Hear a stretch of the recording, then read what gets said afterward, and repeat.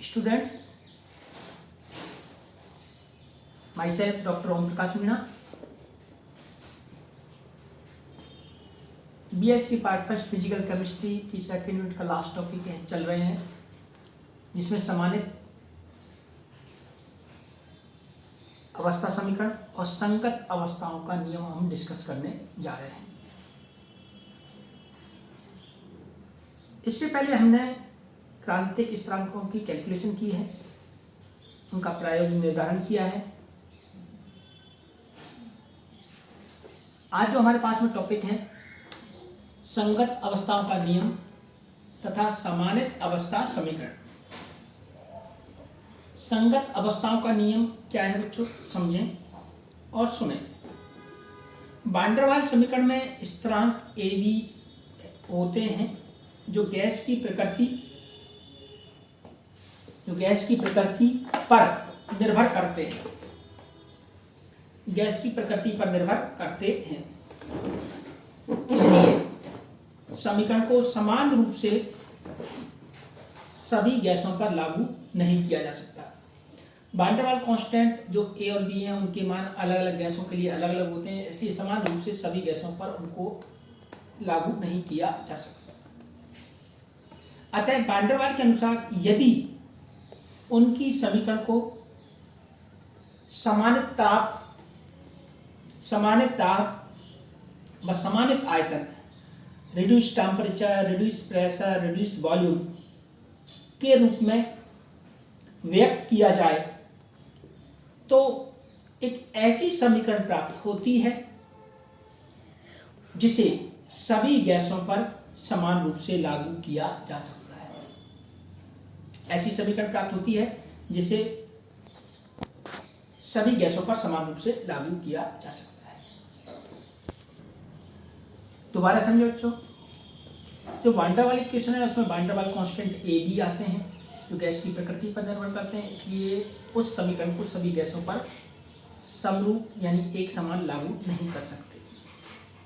यदि हम समानित ताप, समानित आयतन को यूज में लें, योग करें, तो हमको एक ऐसी समीकरण प्राप्त होती है जिसमें वान डेर वाल्स कांस्टेंट नहीं होते हैं, ए बी का मान या ए बी की वैल्यू नहीं होती है। तो ऐसी समीकरण को सभी गैसों पर समान रूप से लागू किया जा सकता है। अब समानित अवस्था समीकरण एग्जाम के लिए बहुत ही महत्वपूर्ण है। देखते हैं किस तरीके से समानित अवस्था समीकरण की कैलकुलेशन हमको करनी है। समानित आयतन से क्रांतिक ताप दाब आयतन निम्न प्रकार संबंधित होते हैं। समानित ताप T इस बेस में रिड्यूस और T अपॉन TC। इसी प्रकार से समानित दाब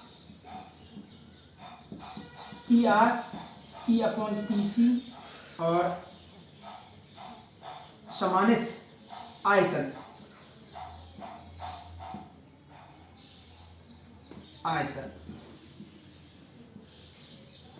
B अपॉन VC। इनको समीकरण हम एक मान लें। TR PR VI क्रम से समानित ताप व समानित आयतन है। इन्हें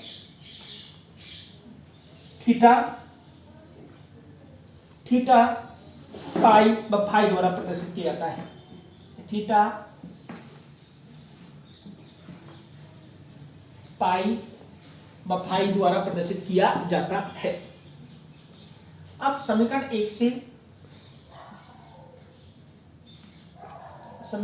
से T बराबर TC TR, इसको T बराबर TC TR की जगह हम लिख सकते हैं बच्चों थीटा। इसी प्रकार से P बराबर PC पाई और V बराबर VC फाई। ये हमारे पास में एक दूसरी समीकरण हो जाती है। एक दूसरी समीकरण है बच्चों। अब देखिए, ताप दाब व आयतन के इन मानों को T P V के इन मानों को वान डेर वाल्स समीकरण में रखने था। वान डर वाल समीकरण में रखने पर।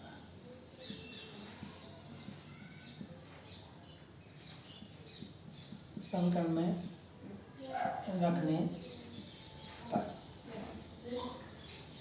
P plus A upon B square v minus V बराबर आर टी,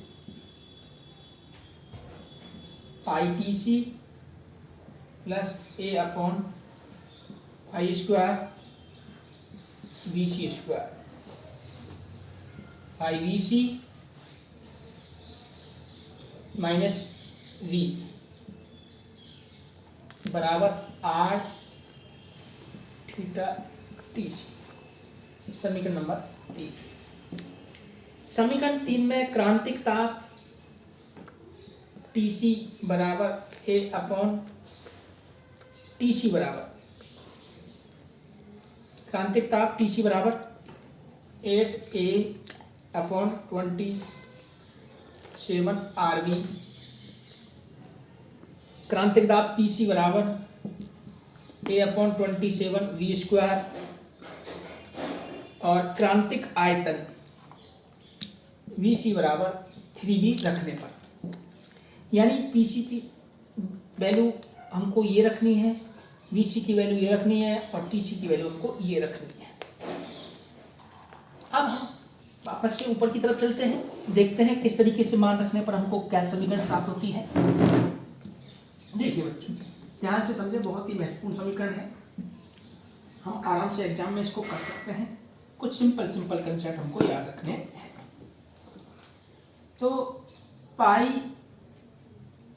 पी सी, पाई हमने लिख दिया, पी सी की वैल्यू है A upon 27 V square plus A upon 5 square V C, A upon 5 square V C, A upon 9 V square 5 square.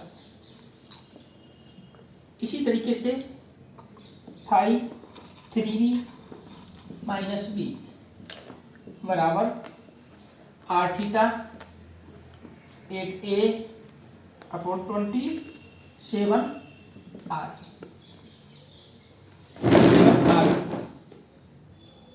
अब हम ऐसा करते हैं बच्चों, इसको और सिंपल कर लेते हैं, और सिंपल इसको हम कर लेते हैं।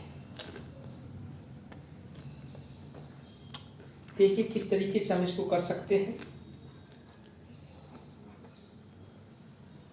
अब हम ऊपर नीचे इस समीकरण को 3 से मल्टीप्लाई कर देते हैं, या पाई ए 27B स्क्वायर प्लस 3A, 3 को इससे मल्टीप्लाई किया 27B स्क्वायर 5 स्क्वायर,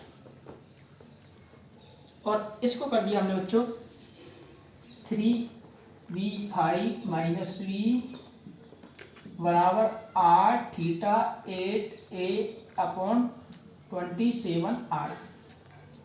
हम बच्चों A upon 27V square common ले लें,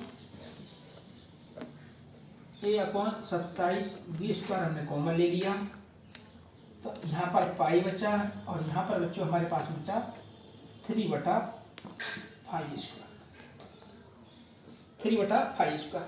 इसमें हमने b कॉमन ले लिया बच्चों, 3/5 माइनस 1 बराबर R theta 8A upon 27 R. अब एक v स्क्वायर से ये v स्क्वायर कैंसिल हो जाएगा बच्चों, एक v स्क्वायर से ये v स्क्वायर कैंसिल हो जाएगा। अब देखते हैं हम अगला जो हमारे पास में इक्वेशन आने वाली है इससे।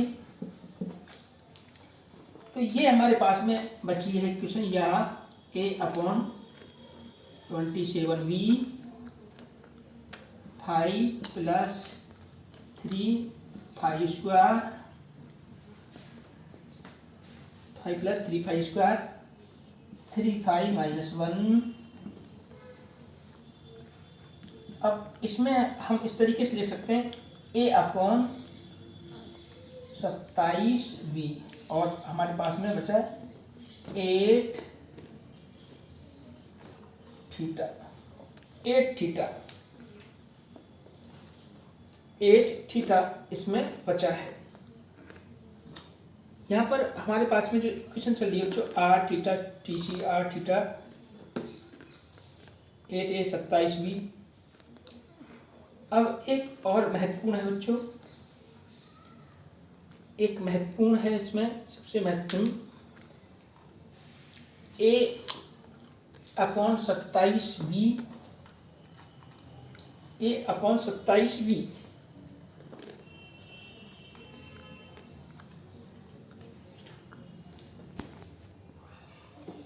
तो यहाँ पर बच्चों r से r कैंसिल हो गया, a/27b 8a अपॉन यहाँ पर हमारे पास में 8 थीटा बचा। अब 27 RB से 27 RB कैंसिल आउट हो जाएगा बच्चों। तो हमारे पास में जो इक्वेशन है pi plus 3 pi square 3 pi minus 1 8 theta, ये क्वेश्चन नंबर 4 है। हमारे पास में तीसरी इक्वेशन थी, ये क्वेश्चन नंबर 4। ये समीकरण है, समीकरण 4 समानित अवस्था समीकरण कहलाती है। समानित अवस्था समीकरण इसलिए कहलाती है क्योंकि इस समीकरण में ए बी स्थिरांक नहीं है, और ए बी स्थिरांक नहीं होने के कारण ये समीकरण गैस की प्रकृति पर निर्भर नहीं करती है। ये समीकरण गैस की प्रकृति पर निर्भर नहीं करती है, इसलिए इस समीकरण को सभी पदार्थों पर समान रूप से लागू किया जा सकता है। इसलिए इस समीकरण को सभी पदार्थों पर समान रूप से लागू किया जा सकता है। एक बच्चों छोटा सा टॉपिक था हमारे पास में समानित अवस्था, ये संगत अवस्थाओं का नियम। संगत अवस्थाओं का नियम जो कहलाता है बच्चों वो है, यदि 2 या 2 से अधिक पदार्थों के समानित ताप तथा समानित दाब समान हो। 2 या 2 से अधिक पदार्थों के समानित ताप तथा समानित दाब समान हो तो उनके समानित आयतन भी समान होंगे। ऐसी स्थिति में पदार्थ संगत अवस्था में कहलाते हैं। ऐसी स्थिति में पदार्थ संगत अवस्था में कहलाते हैं तथा यह नियम संगत अवस्था नियम कहलाता है। यह नियम, दोबारा सुने, यदि 2 या 2 से अधिक पदार्थों के समानित ताप तथा समानित दाब समान हो तो उनके समानित आयतन भी समान होंगे। ऐसी स्थिति में पदार्थ संगत अवस्था में कहलाते हैं तथा यह नियम संगत अवस्था नियम कहलाता है। यह नियम संगत अवस्था नियम कहलाता है। यदि समस्त गैसें संगत अवस्था में होती हैं, अर्थात पाई तथा थीटा के मान समान होते हैं, तो वे आदर्श व्यवहार से विचलन समान दर्शाती है। तो आदर्श व्यवहार से विचलन समान दर्शाती है। तो इस तरीके से बच्चों ये यूनिट हमारी कंप्लीट हो जाती है। नेक्स्ट क्लास में हम यूनिट 3 सॉलिड स्टेट स्टार्ट करेंगे। सॉलिड स्टेट में हमारे पास में सॉलिड के बारे में है। एक उसका जो महत्वपूर्ण टॉपिक है वो ब्रैग इक्वेशन है। क्रिस्टल की संरचना ज्ञात करने की विधियां हैं, ब्रैग इक्वेशंस हैं, कुछ स्ट्रक्चर्स हैं। तो नेक्स्ट क्लास में हम मिलते हैं बच्चों। ओके।